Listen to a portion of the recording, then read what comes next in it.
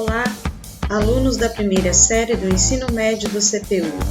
Hoje nós vamos dar continuidade ao assunto de ligações químicas, dessa vez explorando um pouco mais as ligações covalentes. Pessoal, nós sabemos que na natureza existem aproximadamente uma centena de elementos químicos. Os átomos destes elementos químicos, ao se unirem, vão formar a grande diversidade de substâncias químicas. A união que se estabelece entre átomos não ocorre de uma maneira qualquer.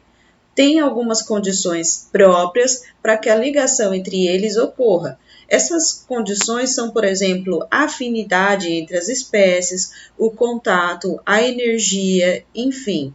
As ligações químicas são as uniões estabelecidas entre os átomos para formarem as moléculas que constituem a estrutura básica de uma substância ou de um composto. Hoje, nós vamos falar basicamente mais sobre a ligação covalente. Então, pessoal, a ligação do tipo covalente vai formar moléculas, por isso que a gente chama de ligação molecular. A principal característica dessa ligação é o compartilhamento de elétrons, ou seja, formação de pares de elétrons. Agora a gente vai ver uma animação que vai deixar isso mais claro. Os átomos que participam da ligação covalente são ametais, semimetais e o hidrogênio. Os pares de elétrons compartilhados são para os dois átomos ligantes, e se cada um dos átomos ligantes contribuir com um dos elétrons do par, a ligação será covalente normal. E se apenas um dos átomos contribuir com os dois elétrons aí do par, a ligação vai ser coordenada. Então vamos às características mais importantes das ligações covalentes ou ligações moleculares. Essa ligação vai acontecer entre aqueles elementos químicos que não têm tendência de perder elétrons, somente de ganhar elétrons. Então, como a característica desses elementos é de tomar elétron do outro, nenhum dos dois vai querer perder nessa disputa. Então, vai haver aí uma sociedade, tá certo? Vai haver aí um acordo em que ambos saiam ganhando. Por isso que a gente diz que ninguém perde nem ganha aqui. Ambos compartilham. E essa ligação ocorre, então, entre ametais e ametais e também ametais e o hidrogênio. Por exemplo, quando eu pego o hidrogênio e faço uma ligação entre hidrogênio e cloro. O cloro é um ametal ligado ao hidrogênio. Ou, por exemplo, quando nós temos cloro ligado ao próprio cloro. Dois átomos de cloro unidos aí, vai formar uma molécula Cl2. Então, pode ocorrer entre ametais e ametais ou ametais e hidrogênio. Os átomos vão compartilhar um par de elétrons. Então, é como se eles fizessem uma espécie de sociedade para ambos saírem ganhando. Por exemplo, imagina que você queira comprar um pacote de dados de internet para melhorar a sua conexão na sua casa. E o seu vizinho também tem interesse. Então, vocês juntos vão contribuir cada um com 50% do valor do pacote da internet e juntos vão compartilhar aí e usar a mesma rede, a mesma senha, o mesmo login. Então, é mais ou menos assim que funciona. Os átomos compartilham um par de elétrons. Por exemplo, imagina aqui que o hidrogênio ele tem um elétron só na sua última camada. Na verdade, ele só tem um elétron no total, e ele se encontra com outro hidrogênio que é igualzinho a ele e que quer também ter dois elétrons na última camada. Esse hidrogênio quer ter dois, esse hidrogênio quer ter dois. Então, eles vão compartilhar um par e esse hidrogênio estará contente porque ele tem dois elétrons agora, um dele e o emprestado, e esse hidrogênio também está contente porque também tem dois elétrons, um dele e um emprestado. Eu vou pegar aqui um outro exemplo do átomo de cloro ligado a outro átomo de cloro para formar o gás cloro. O cloro tem 7 elétrons na última camada e vai se encontrar com outro cloro que também tem 7 elétrons na última camada.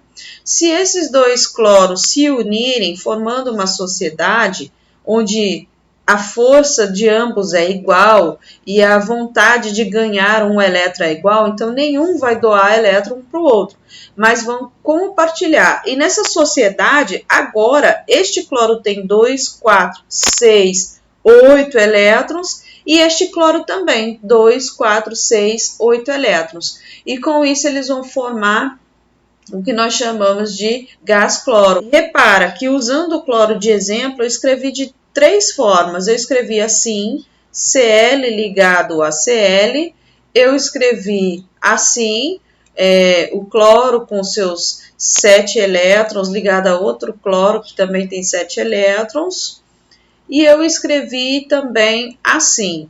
Eu estou falando da mesma substância química, gás cloro, ok? É porque existem 3 formas de expressar a mesma substância química, tá? Essa fórmula aqui é a fórmula estrutural. Vai anotando aí no seu caderno, bem bonitinho, tá bom? Essa fórmula aqui, ó, que eu expresso os elétrons, é a fórmula de Lewis. E essa fórmula aqui é a fórmula molecular, tá bom? Eu vou abrir um slide agora e fazer mais claro para vocês. Mas o par de elétrons compartilhado, ele conta para os 2 átomos, como nós vimos aqui nesse exemplo e nesse exemplo. E na fórmula estrutural, cada traço indica um par de elétrons. Então, aqui, ó, não tenho, na fórmula de Lewis eu não coloquei 2 elétrons, 2 elétrons é um par.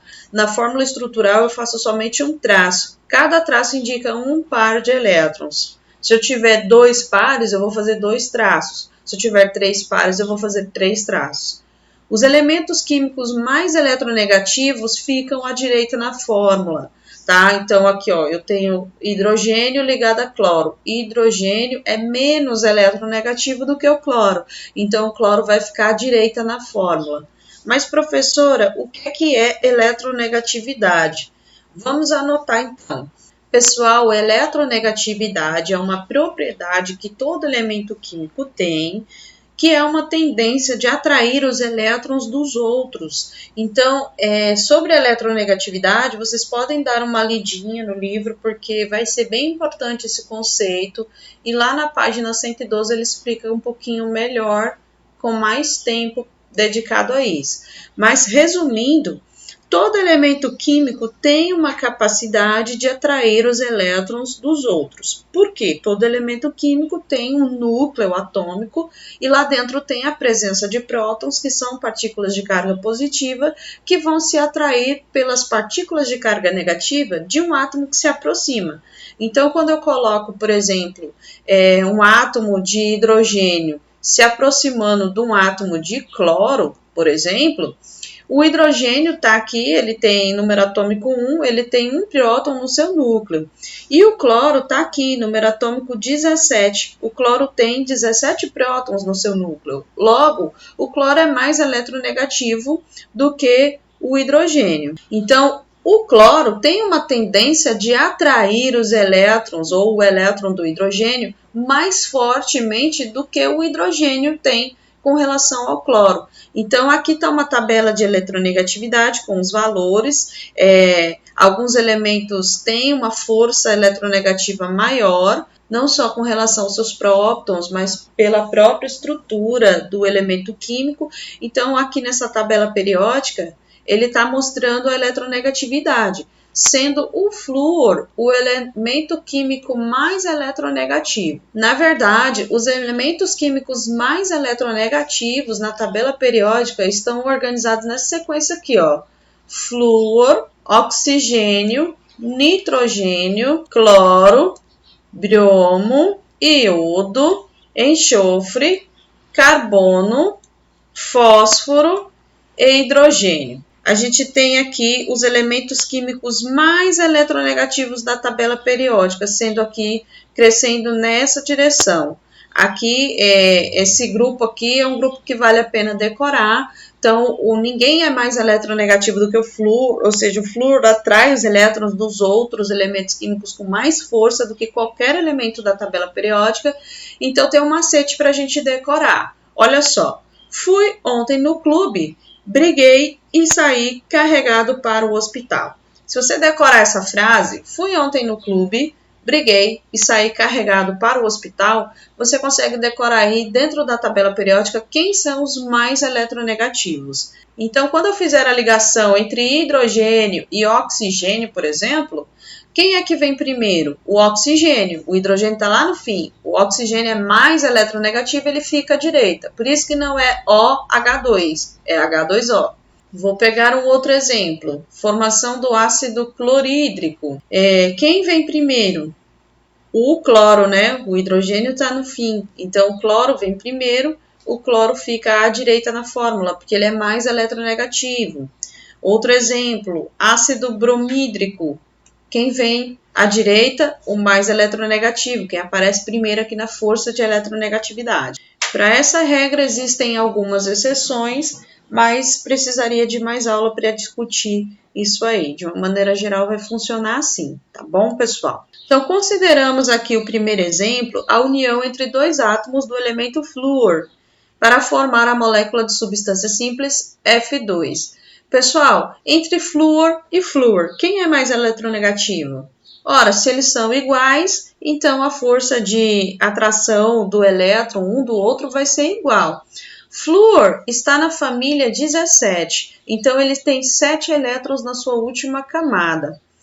Quando ele se une a outro flúor, que também está na família 17, que também tem 7 elétrons na sua última camada, eles vão se juntar aqui e cada um precisa de um elétron para ter 8 na sua última camada. Então, quando eles se juntarem, vai ficar assim, 2, 4, 6, 8. Lembra que o par de elétron conta para os dois, e esse flúor também é a mesma coisa, 2, 4, 6, 8.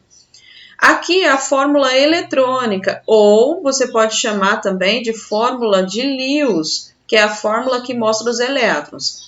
Aqui é a fórmula plana, que a gente pode chamar também de fórmula estrutural, que é aquela em que eu paro de mostrar todos os elétrons e mostro apenas a ligação. E aqui é a fórmula molecular, onde eu não mostro nem elétron, nem a ligação, apenas a atomicidade. Tem 2 átomos de flúor ligados um ao outro. Aqui nós temos um outro exemplo, a união entre 2 átomos de nitrogênio. Ambos são iguais, ambos têm a mesma eletronegatividade, ambos têm a mesma quantidade de elétrons na última camada. O nitrogênio tem um número atômico igual a 7, e a sua configuração eletrônica é 2 elétrons na K e 5 elétrons na L, ou seja, na última camada ele tem 5 elétrons. Ele vai fazer aí 3 ligações para chegar a 8. Ele vai compartilhar 3 pares de elétron, porque se ele fizer 3 ligações, ele vai aí completar 5 mais 3, 8. Como ele está se ligando a outro átomo igual a ele, então ele vai fazer uma ligação do tipo tripla, uma ligação em que se compartilham 3 pares. Então vai acontecer o seguinte, esse elétron se compartilha com esse aqui, este com este e este com este. Então, a gente vai juntar os dois, então a gente começa a escrever mais próximo, porque aqui eles estão separados, aqui eles começam a ligação. Então, eles vão se juntar aqui para formar a ligação. Aqui ocorreu 1, 2, 3. Então, a gente chama de ligação do tipo tripla. Então, nós vamos ver a animação aqui para a formação da molécula de água. O oxigênio, pessoal, tem 2 elétrons na camada K e 4 na camada L. Então, ele tem 6 elétrons. Ele vai fazer 2 ligações. Uma ele faz aqui com um hidrogênio, a outra com outro. E aí, com isso, ele consegue atingir o octeto. Essas ligações são bem direcionais, por isso que as moléculas têm geometria molecular, que vai ser o tema da nossa próxima aula, ok? Cada hidrogênio consegue aí ficar com 2 elétrons, então. Vamos ver mais exemplos, né? Falando sobre a ordem de ligação. Ordem de ligação é um termo usado para descrever o número de pares eletrônicos que estão compartilhados entre os átomos que formam essa ligação covalente. Então, as ligações covalentes podem ser simples, podem ser múltiplas ou podem ser dativas ou coordenadas. Dativa é um termo que não se usa mais, esse termo a gente chama agora de coordenada. Mas vamos ver as ligações simples primeiro. Na ligação covalente simples, ocorre o compartilhamento de um único par de elétrons entre os átomos individuais. Por exemplo, aqui a gente tem a molécula de metano, que é formada por um átomo de carbono e 4 de hidrogênios, tá? Então, vai haver aí um carbono, ele está na família 14, ele tem 4 elétrons na última camada, então ele precisa de 4 ligações para chegar a 8. Então, ele se liga a 4 hidrogênios, formando CH4.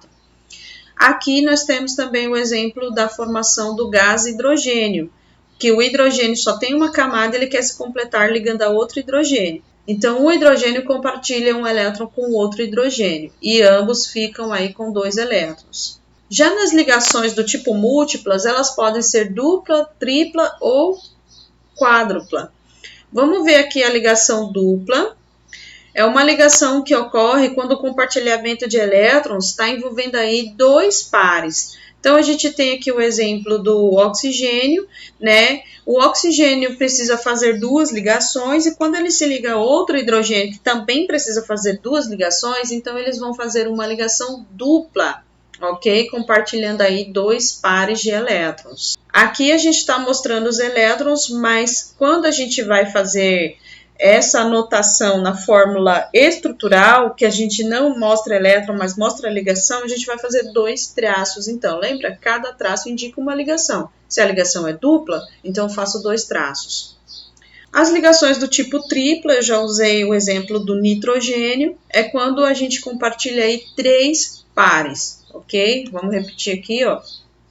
Na fórmula estrutural, a gente vai expressar aí com 3 riscos, 3 traços.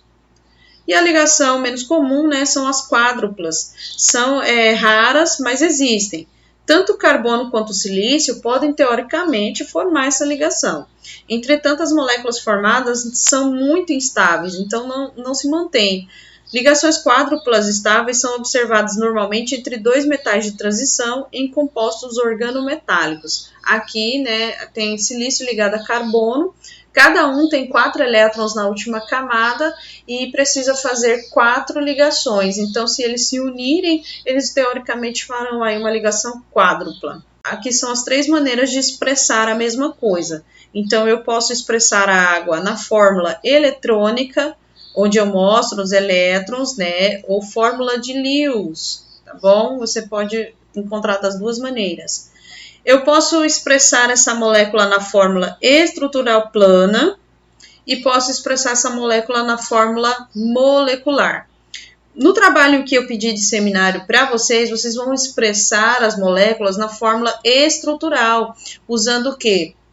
Bolinhas de isopor e palitinhos. Cada palito vai indicar a ligação, ok? Então, aqui no seminário digital que vocês farão, vai envolver esse conhecimento aqui, ó, de fórmula estrutural planar, ok? Então, precisa estar assistindo essa aula para entender, porque, de repente, por exemplo, eu quero fazer uma molécula assim, um bromo ligado a outro bromo, mas como é que eu vou fazer isso, professor? Eu vou pegar um isopor, vai representar um bromo, e vou pegar outro isopor que vai representar o bromo. Ambos vão ser iguais em cores e tamanho, e um bastão vai indicar uma ligação. Tá? Eu peguei um modelo bastante simples, mas vocês vão pegar moléculas maiores. E aqui tem alguns elementos químicos mostrando para vocês a fórmula de Lewis de alguns elementos da tabela periódica. Então, todo mundo que está na família 1 vai ter um elétron na última camada. Esse um elétron aqui é o que eles perdem, né? Daqui para baixo eles perdem elétrons. O hidrogênio já faz ligações do tipo covalente.